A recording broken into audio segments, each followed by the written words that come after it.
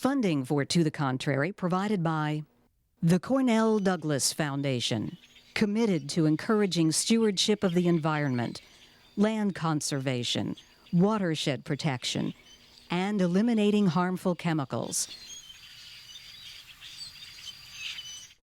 Additional funding provided by the Wallace Genetic Foundation, the Colcom Foundation, and the Charles A. Freoff Foundation. When I first started in 1993, U.S. Soccer Federation only gave us $5 a day for per diem. And so we fought the Federation to get parity and to get equality, not only pay, but also just in how we were treated.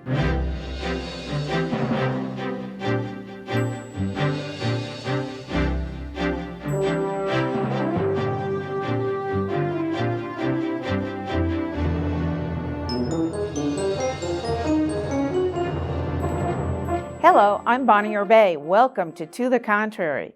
This week, we continue our Woman Thought Leader series with former U.S. national team goalkeeper Briana Scurry. As a player, she won a World Cup and 2 Olympic gold medals. She was the first Black woman inducted into the National Soccer Hall of Fame. Now she works as a coach, public speaker, and advocate on several topics. So welcome to the show, Briana. Thank you for having me. Thank you. Very nice to have you. And so you were in the 1999 World Cup.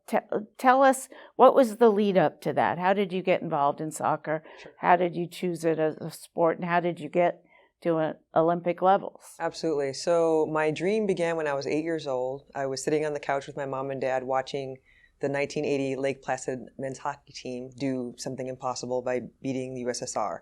And I declared to my parents that day, I said, I want to be an Olympian. And they, fortunately for me, were very supportive, very nurturing of my little inspiration that I saw on TV. And that's when I first decided I wanted to be an Olympian. And as I grew up, we realized that I was good at sports, and I would bring home a little flyer from the classroom and say, I want to play tackle football. I did that for 2 years. My parents said yes. I want to play soccer. When I was 12 years old, they said yes.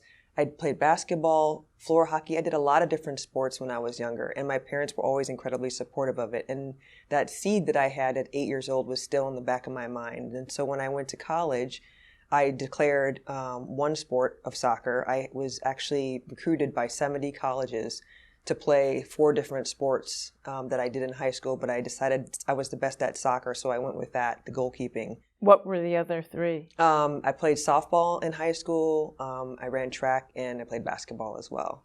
Mm-hmm. But I had a lot more activity and options with soccer because my family, although my parents were incredibly supportive, we didn't have a lot of money. So I had to make sure I got a scholarship in order to go to college at all. And so I went with the best opportunity, which was the University of Massachusetts. And that's when I found out from my coach, Jim Rudy, at the time, he thought I was good enough to play on the women's national team my sophomore year there.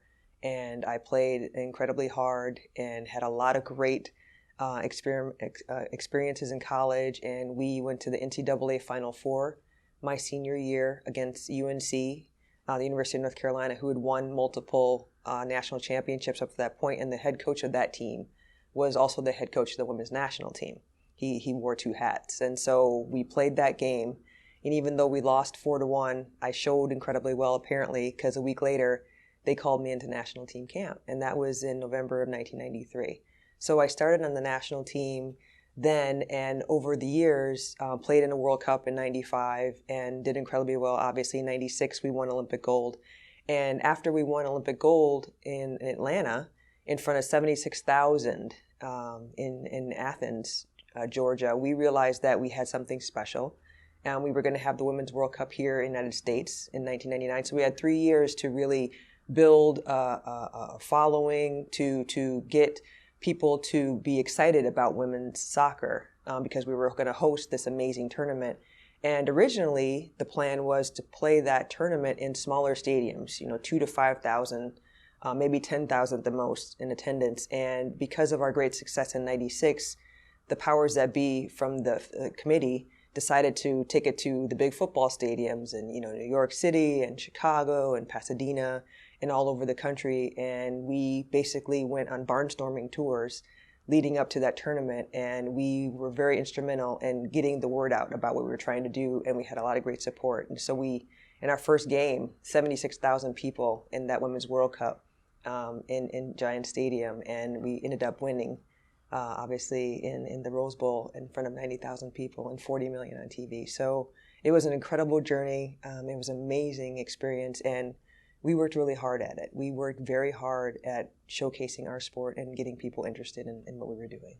Obviously, women's soccer has been on a long path to achieve the success that it has achieved even more recently.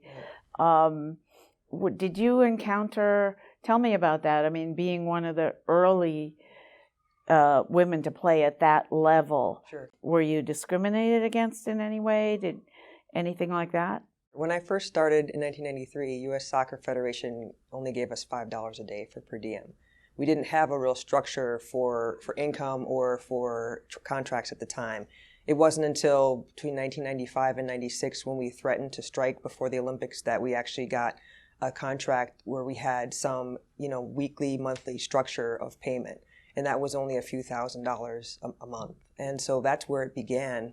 And over time, we had to keep going back to the table with U.S. Soccer Federation, not only to get higher pay, but to get other things like massage therapists and quality travel and quality hotels, and just the way things were scheduled between us and the men were very, very different. And so we fought the Federation to get parity and to get equality, and not only pay, but also just in how we were treated, because at that time, we had already won a Women's World Cup in 1991 and Olympic gold in 96. Well, what I've heard in terms of the pay, and correct me please if I'm wrong, is that the Women's World Cup gets all the attention, way more than the men's. Mm-hmm. But the average ongoing games in the series leading up to the World Cup, there's more viewership worldwide anyway of men's soccer than there is of women's soccer. Is that correct? And if so, does that then make the fact that they pay the men more reasonable or not?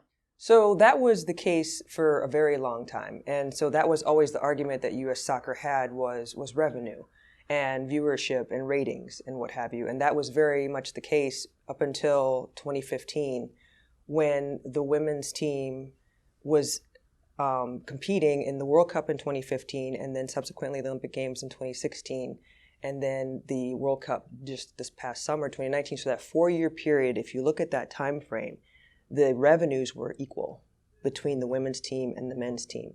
Now, when you're talking about ratings and what have you, that goes along with the TV rights and the deals there.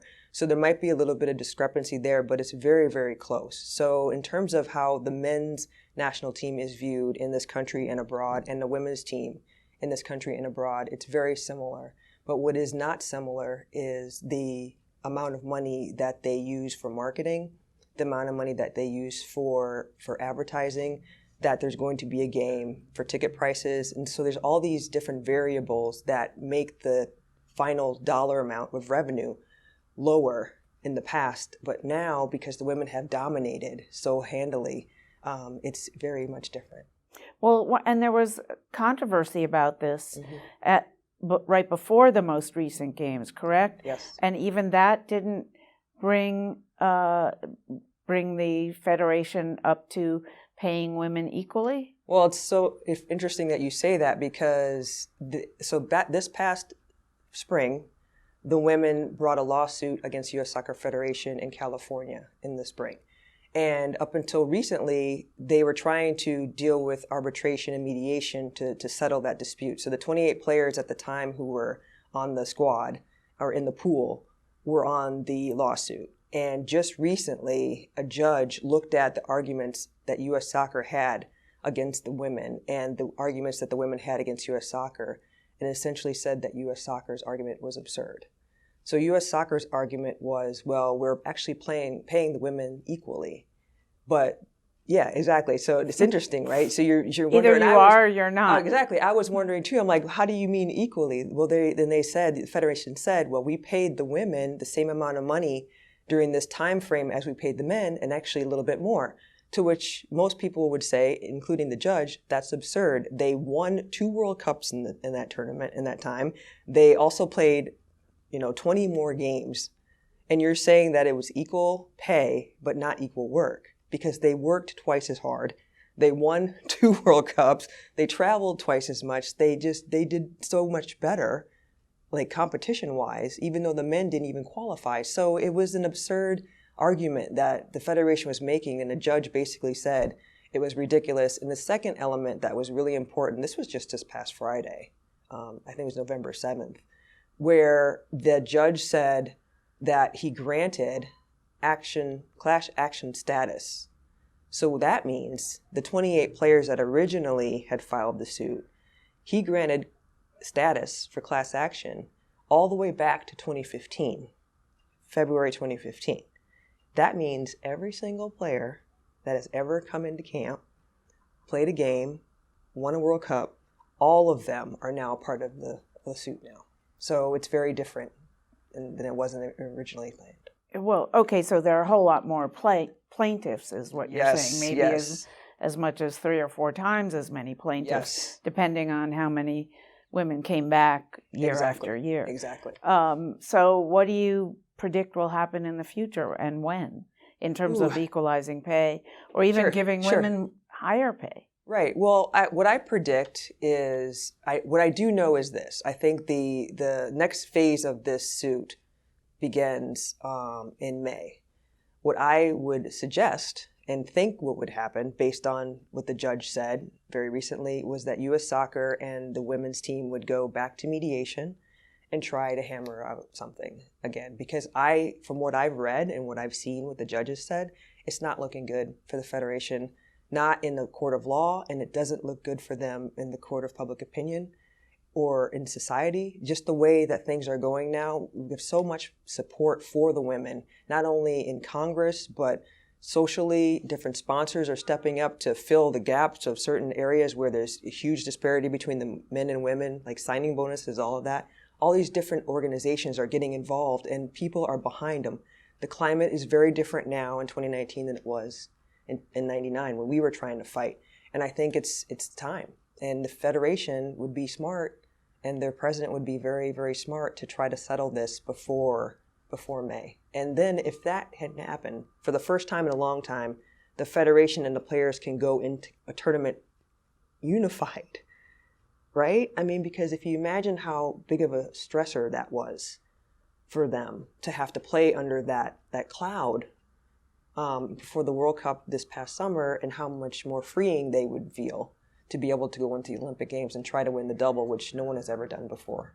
Well, I would think that that the public support in the States would now be large enough that the team could somehow marshal that public support by way of boycotting certain economic elements, companies, what have you, in order to make that happen. Is that possible, or they don't have that kind of strength with the viewer support?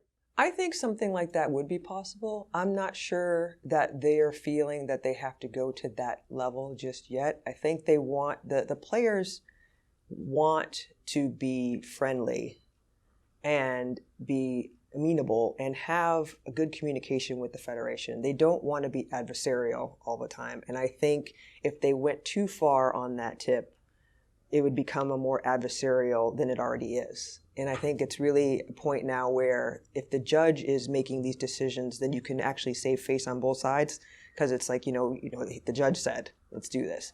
And I think that's the best way to go about it, because then they can go together, because they truly are on the same team, but it doesn't feel like it lately.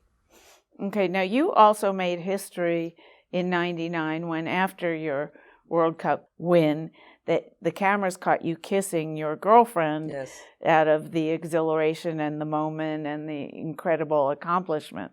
So you're seen as an LGBTQ icon. How does that feel? It's amazing. I have always been very open and out about my sexual orientation, and I'm proud of it. And Have you run into problems I because haven't. I really haven't run into problems. At least not directly to my face anyway. I mean, I can't speak to what other people may say behind my back, but in terms of what I've faced towards me, and my teammates have always been absolutely lovely with me. They've always known that I was gay and have never had a problem with it, or actually very supportive of that. And so that moment that you referred to, running into the stands to kiss my girlfriend, what actually ended up being very interesting to me was as soon as they realized it, the camera cut away. And I always thought that was very intriguing. And so this last World Cup in 2015, when Abby Wambach went up to kiss her wife at the time, the camera stayed there. So I was like, woo, that's progress, right? So I appreciate any progress at any point with diversity and acceptance and tolerance. And so I'm honored, and I'm proud to be, one of the first LGBT people on the team, to be one of the first that had been out, and to have longevity on the team. And I'm proud to carry that mantle. What about racial diversity on the team and in the sport generally? You're the only African American woman or woman of color to have been inducted into the Hall of Fame. So is that fair? Are there others who should be there? Are there others who were eliminated from the sport for one reason or another who should have been considered? I think there are a couple. Shannon Box, for example, she has not been inducted into the Hall of Fame. She was a player who was incredibly instrumental and has not been inducted yet. But it took me 3 times. The third time was a charm by the time I got in there. And so for me, I think what's important is the future. There's a lot more African American women playing on the national team now. Just this past World Cup you saw, in this Olympic Games, there will be several on the team. And I think in time, I won't be the only one. So I'm very optimistic about that. Why has it been predominantly a white sport, at least on the U.S. team, up until now? I think there's 2 reasons for that. I think one reason is geography. So soccer is mostly played in the suburban towns and clubs, and economics. It's very expensive. Back in the day when I played, it wasn't all that expensive compared to now, but I know now, what I didn't know then was that my coaches and other people were helping my mom and dad pay for me to travel and to play, because my parents didn't have the money, thousands of dollars to spend for that. And so is it mainly the I mean, what costs that you have to pay the coaches? You have to. Yes. So there's no corporate sponsorship for that at the lower levels. So I have a daughter who used to play soccer. She's 16. And we had to pay for her when she played thousands of dollars just for her to play on the club. And then that doesn't include the thousands of dollars. If she were playing travel, it would be upwards of, say, $7,000 to potentially $20,000 just for her to be able to play. And that's very much the case in almost every high-level super club that is in this country now. I mean, it's a very, very much pay-to-play situation, which is very unfortunate. And so that economic part of it, and then the geography, there's not a lot of space in the city where you can find a soccer pitch or even be able to put one up. And so that exposure is not existing in the cities, and it does in the suburbs. And so that's what's keeping, I think, a lot of African American youth from choosing to play the beautiful game. And it's unfortunate, but I think there's some foundations that are trying to make that change. Now, you have of late become a big advocate for the injuries that particularly girls get in soccer. What are the injuries, and what can be done to help prevent them? So concussions are rampant, running rampant in soccer. I ended my career, unfortunately, because I got a bloated head. I got kneed inside of my head. And in 2010, inside of your head? On the side of my head. Oh, okay. I was playing a game, I was going out to get a ball that was low, and the opposing player came in to try to get her toe in front and ended up hitting me in the side of my head with her knee, and I never saw her coming. And I bundled over, and, that was the last game I played, and that was, April 2010. And the 3 years after that, I was misdiagnosed. I was told I should be fine. There was just an odyssey of things that happened to me then, and I essentially disappeared from the whole, scene of soccer. And when I finally did get help from a doctor that did understand what was going on, and finally did get a chance to fight the insurance company to pay for it, because they kept telling me no and kept denying my claims. When we finally won in court, and I got the right to get a surgery that helped the occipital nerves in the back of my head get better, so it helped my headaches, then I decided that I was going to become an advocate, because I had to make that 3-year odyssey of me just not getting the help I needed and how bad it got mean something. And 2, I read an article about female soccer players that stated that 50% of female soccer players will have a concussion at some point in their career. And I thought that was an alarming number, but as it is, it's actually probably low. And I realized that I needed to be an advocate for this. So I started. And you're also an assistant coach now? I was an assistant coach in 2018. For the Washington Spirit? Yes. I do help them, but I'm no longer an assistant coach for them, but I am a big advocate and a big proponent of theirs. So how do you juggle trying to coach, I guess, sometimes in some ways, and being an advocate? How does that work? So I would say for a safer sport, which could be made safer with, right, for example, helmets, right, and for the other things that you care about doing. Yeah. So my position is an interesting one. I think I want everyone who hears the sound of my voice or sees this, who've ever seen me do anything, to play the game of soccer. It is a glorious game. It has given me so much in my life, and I'm so grateful for it. It is definitely a beautiful game. But what I always do say now is just be smart about it. You can push through an ankle injury. I tell my players, you can push through an ankle injury, you can push through a knee injury, maybe a shoulder, something like that. But if you get a blow to the head, that's where the line has to be drawn. You have to be smart about it, because there's no game or tournament or coach that may be scouting you that's going to be more important than your brain, because getting a concussion affects everything in your life. You have an injury to your lower limbs, your legs, you might be crutching around, get a surgery, it's a few months, 6 months maybe, you recover, you're back at it. With your brain, you have affected everything in your life, especially with kids when they're younger. They're still in school, they're still learning, they're still growing. And to risk that, it just doesn't make any sense. It doesn't make any sense. So why doesn't the league or the federation require people to wear helmets when they're playing soccer? I think a helmet would be a bit too much, and the FIFA organization, the federation, that governing body of soccer in the world, essentially, is very shy about getting a label on the sport of dangerous.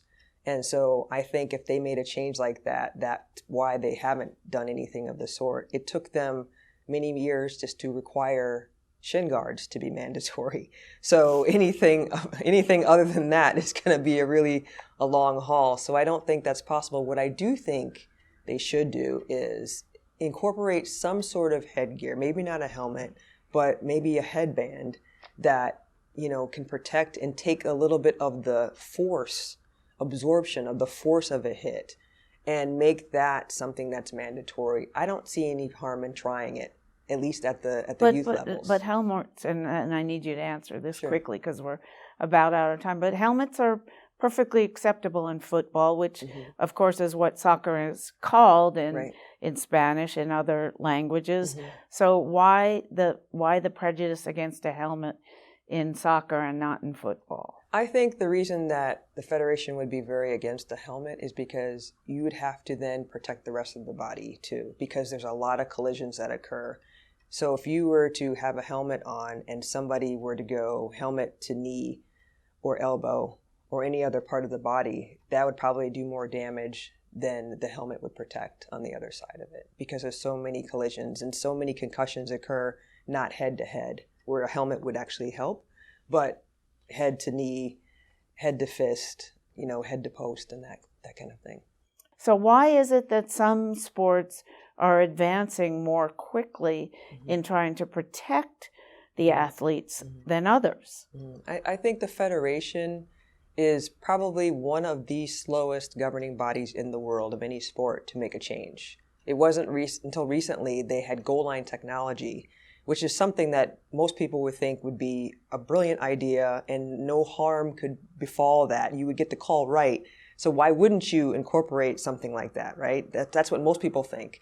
But the Federation, unfortunately, is very slow to do anything. And so something like helmets or mandatory anything other than what uniform is or shin guards is just not something they're willing to touch. And it's unfortunate. It's going to have to take an epidemic of head injuries in the sport in order for them to change it. Maybe we're getting closer. I think it's a good environment for change. And I think the idea of some sort of headgear, if it's soft, I think is appropriate. Well, all best luck in your work. Thank you. And thank you so much for your time, Briana. Thanks for It's been a pleasure. Thanks for having me. It's been great.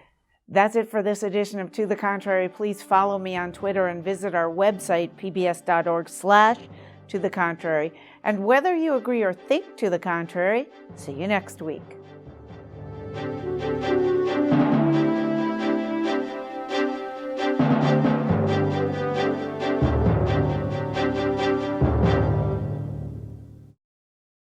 Funding for To the Contrary provided by the Cornell Douglas Foundation, committed to encouraging stewardship of the environment, land conservation, watershed protection, and eliminating harmful chemicals.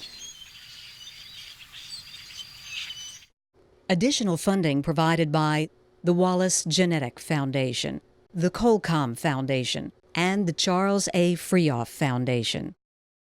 For a transcript or to see an online version of this episode of To the Contrary, please visit our PBS website at pbs.org/To the Contrary.